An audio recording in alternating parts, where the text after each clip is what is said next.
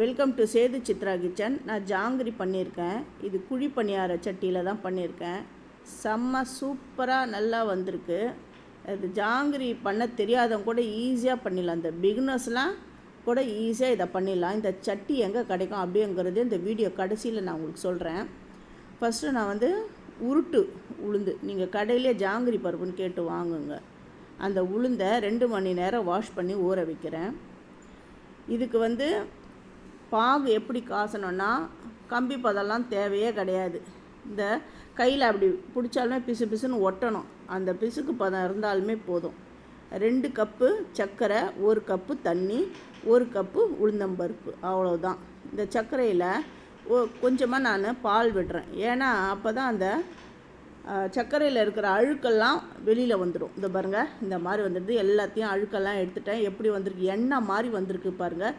இந்த ஸ்டேஜில் தான் அந்த பாகு பதம் வரணும். இப்போ கலர் சேர்க்குறேன். எப்போவுமே நான் கலர் சஜஸ்ட் பண்ண மாட்டேன். என்ன பண்ணுறது, ஜாங்கிரி கொஞ்சம் கலராக இருந்தால் தான் நம்ம கண்ணுக்கு பார்த்து அதே மாதிரியே நம்ம பழக்கம் ஆகிடுது. லெமன் எல்லோ சேர்க்குறேன். நீங்கள் ஆரஞ்சு ரெட்டு இருந்தால் கூட சேர்த்துக்கோங்க. நான் மங்களகரமாக இருக்கணும்னு சொல்லிட்டு லெமன் எல்லோ தான் நான் சேர்க்குறேன். கொஞ்சம் நெய் விடுறேன். சில பேர் ஏலக்காய் தட்டி போடுறதா இருந்தால் கூட தட்டி போடுங்க. நான் ஏன் நெய் விடுறேன்னா ஃபுல்லாக நெய்யில் பண்ண மாதிரியே ஆகிடும். அதுக்காக தான் நெய் கொஞ்சம் இருந்தால் 1 ஸ்பூன் சேர்த்துக்கோங்க. இப்போ 2 மணி நேரம் அந்த உளுந்து ஊறிடுது.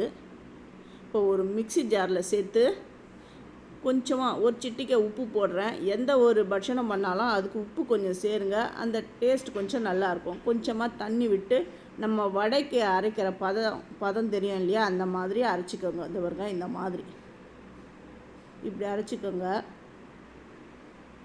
இது கூட நான் கொஞ்சமாக அந்த கலர் பொடி சேர்க்குறேன். ரொம்ப இல்லை, ஒரு 2 துளி தான், அதுக்கு மேலே நான் சேர்க்கலை. கார்ன்ஃப்ளவர் மாவு ஒரு 2 ஸ்பூன் சேர்த்து நான் அரைச்சி எடுத்துகிட்டு வரேன். ஏன்னா அப்போ தான் அந்த இது நல்லா கிறிஸ்டல் மாதிரி ரொம்ப நல்லா வரும் அந்த ஜாங்கிரி. இதுக்கு இந்த பைப்பிங் பேக் தான் எடுத்திருக்கேன்.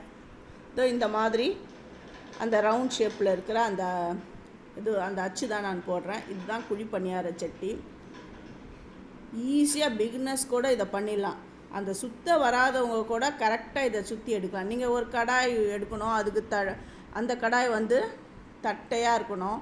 அப்போ தான் அதில் ஜாங்கிரி சுத்த வரும். இந்த குழியாக இருக்கிறது கடாயெல்லாம் வராது. அப்படின்ற பிரச்சனையே கிடையாது. அதுவும் இல்லாமல் நீங்கள் செய்யும் பொழுது எண்ணெய் விட்டு செய்யும்போது அப்படி ஜாங்கிரி பிழியும்போது நிறைய அப்படி பிரிஞ்சு வேறு போகும். நீங்கள் இந்த மாதிரி பண்ணிங்கன்னா அந்த ஜாங்கிரி பிரிஞ்சே போகாது. ஈஸியாக கடன்னு நம்ம ஈஸியாக மொல்லமாகவே சுற்றி அப்படி எடுத்துடலாம். பாருங்கள், எவ்வளோ ஈஸியாக நான் ஜாங்கிரி சுற்றிட்டேன். ஃபஸ்ட்டு என்னுடைய வீடியோவை பார்க்குறவங்க சப்ஸ்கிரைப் பண்ணலைன்னா சப்ஸ்கிரைப் பண்ணுங்கள். ஆல் என்ற ஆப்ஷனை தொடுங்க. அப்போ தான் நான் போகிற ஒரு வீடியோவுடைய நோட்டிஃபிகேஷனும் உங்களுக்கு காட்டும். இது நல்லா பொரிஞ்சு வரணும். நல்லா பொரிஞ்சு வந்த உடனே அப்படி எடுத்து திருப்பி போட்டுடணும். பாருங்க, இப்படி எடுத்து நான் திருப்பி போடுறேன். எப்படி வந்திருக்கு பாருங்கள். இது எல்லாருமே, சின்ன பசங்க எல்லாருமே கூட இதை ஈஸியாக இதை செஞ்சிடலாம்.